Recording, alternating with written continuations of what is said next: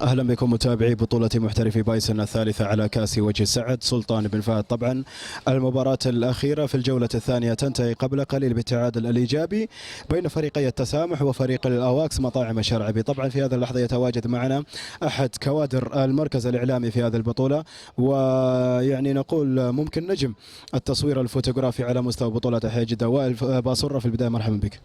أهلا بك وأشكرك على الاستضافة أخوي محمد، وأتمنى التوفيق إن شاء الله. وائل، كيف يصير معاكم العمل في البطولة السنة هذه؟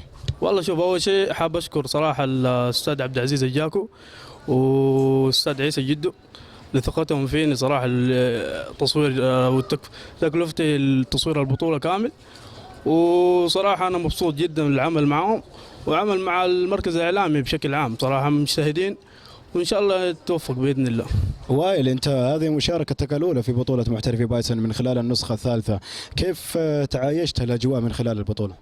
والله صراحة مبسوط أنا صراحة في العمل معهم، كلهم أخواني، وحسيت إنه البطولة بطولتي، وأنا أعمل إن شاء الله بإذن الله أن نطلع بأحسن ما يكون.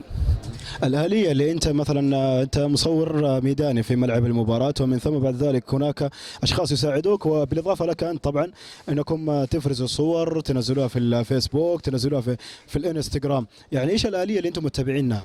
شوف والله صراحة هذه الآلية يمكن الجمهور وأي أحد في الملعب يعني ما يدري، بس يحسب إنه التصوير بس نصور ونمشي، يعني ما يعرف نحن إيش نسوي. التصوير لازم تفرز الصور، تطلع الأوضح، يعني مو أي صورة حتكون موجودة حتصور حتكون موجودة في الفيس.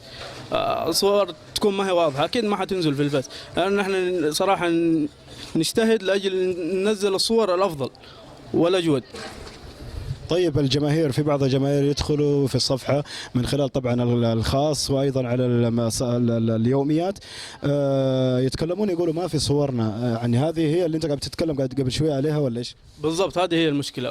بعض الأحيان الإضاءة ما تساعد، والجمهور يجلس مكان إضاءته ضعيفة جدا، فأنا أحاول قدر المستطاع أنه أصور كذا صورة، حتى هو يطفش لما أصور يطفش، فأنا أحاول قدر المستطاع أنه أطلع نفسه هو بأفضل ما يكون، لا عشان ما يزعل أكيد. طيب هذا بالنسبة لملف البطولة. الملف الآخر الذي نفتحه الآن، أنت وائل بصرة، لماذا اتجهت هذا المجال؟ عيوب ومميزات هذا المجال؟